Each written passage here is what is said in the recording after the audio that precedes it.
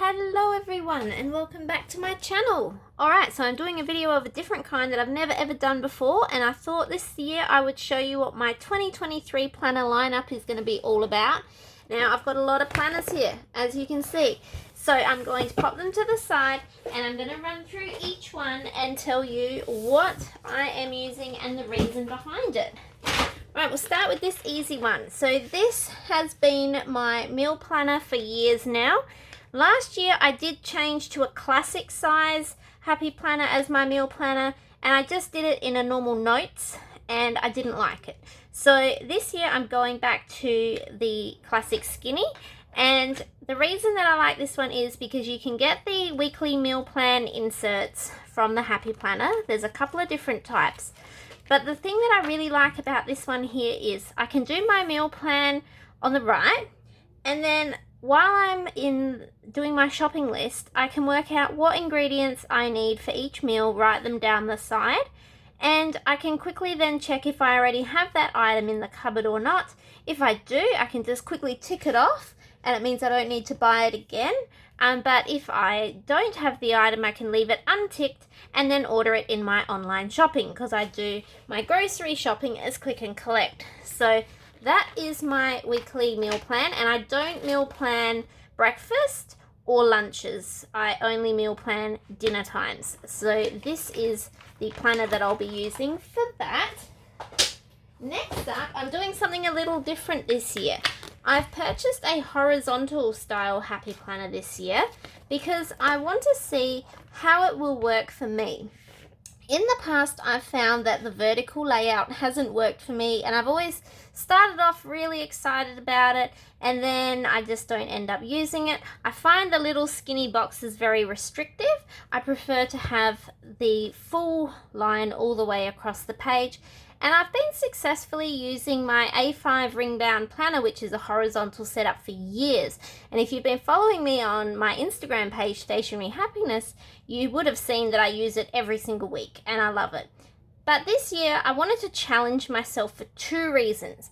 I wanted to challenge myself in a happy planner horizontal because everywhere I hear on YouTube how much people struggle to decorate a horizontal planner, and I wanted to show people that it doesn't matter what layout planner you have, you can certainly still decorate it. So that was challenge number one for me, to have the challenge of decorating a different type of planner, because I've never had this horizontal happy planner before. And number two was I wanted to see whether this will give me more room to write all the things that I need to do in a day. So that is this one here, and the one I chose is the Color Me Happy planner, and I really like this one because it's got lots of bright happy colors. Do what you love. Got these cute little flowers, one happy day, get busy, etc, etc. So I'm sure you've seen flip throughs of this one already, but that is my second planner. My third planner I'm still up in the air about. I purchased the Cozy Critters one, and I've still got it all wrapped and sealed. This is actually my daughter's that I just wanted to show you. My plan had been to use this one as my health planner. And the reason that I chose it was because I thought, well, the inserts are fairly plain. It's only got this little character here. And I don't want to decorate my health planner. I just want to record things like how many steps I've done, how many kilometers I've walked per day, my calories for the day, my weight at the time. My smartwatch also tells me my stress levels and my low heart rate and my the highest heart rate during the day. And I like to keep track of that just to see if I can see how I'm going with my health, but also I want to see if there's any connection between certain things and my migraines. And I have been doing that for the past year, and I've been using the vertical layout.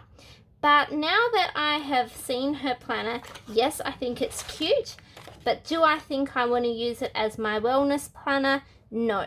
So I'm thinking about selling this in a local Facebook group, since mine is still all sealed, and then getting something different. But yeah, I just don't know. I love it, and my daughter absolutely loves it for herself, but I just don't think it's going to work for me. So there you go. Sometimes you buy things and it just doesn't work out. The next thing that I'm doing totally new for 2023 is using the Organized Housewife Planner. The reason behind this purchase is I have a really, really bad habit, and I think I explained this when I did the unboxing of this video, which is also on my channel. I have a really bad habit of writing lists on scrap pieces of paper every day when I think of things. Things pop in my head and I go, oh, that's right, I need to do that, and I need to do this. Oh, and I need to book an appointment. Oh, and I need to organize an air conditioning technician to do our service. Oh, and as things pop in my head, I keep scribbling down things on the closest piece of paper to me.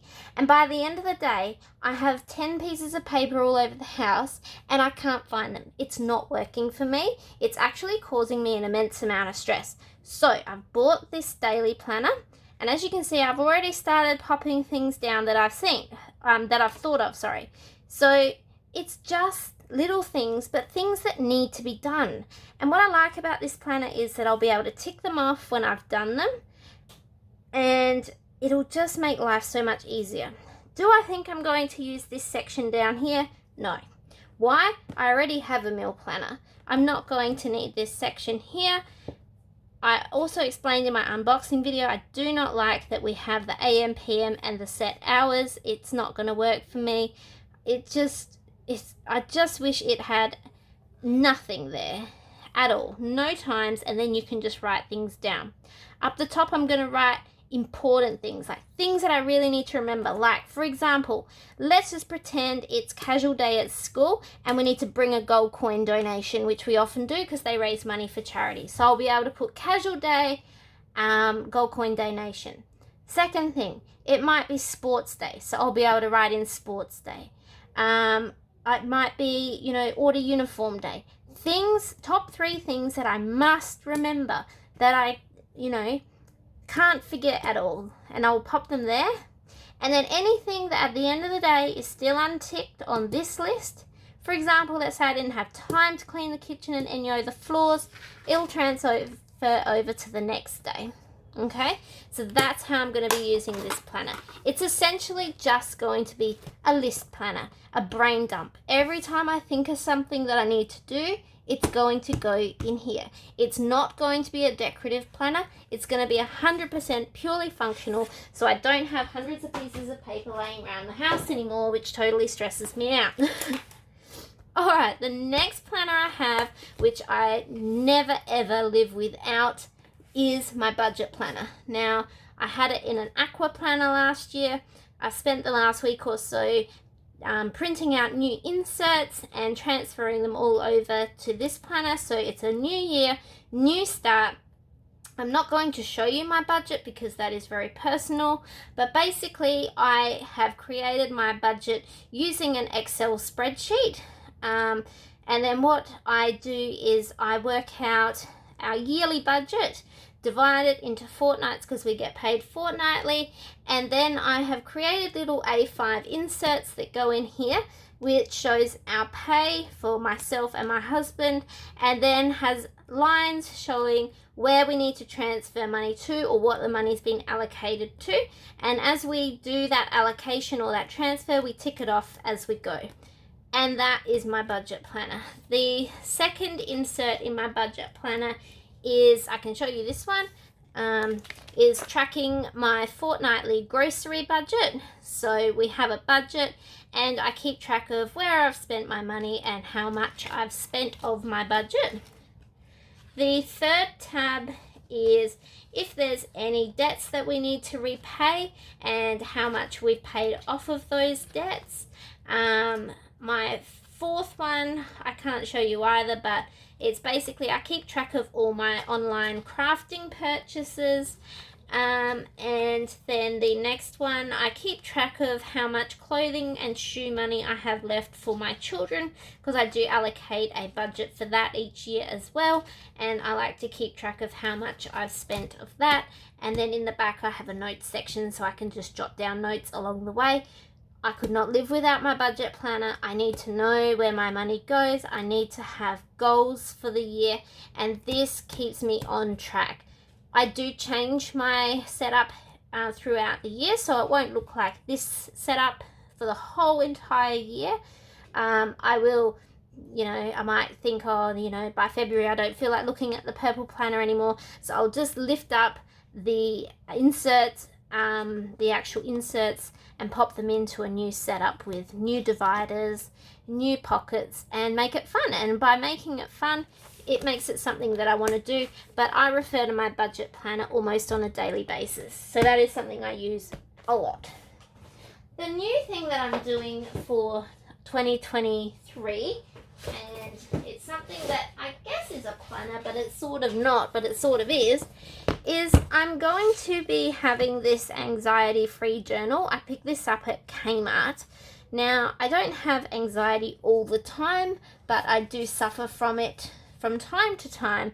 So what I'm going to do is, when it does flare up, I'm going to use this journal as a guide to help me get back in control of my anxiety. And it has some amazing tips and tricks, and I've had a quick flick through it. It also has areas where you can fill in things.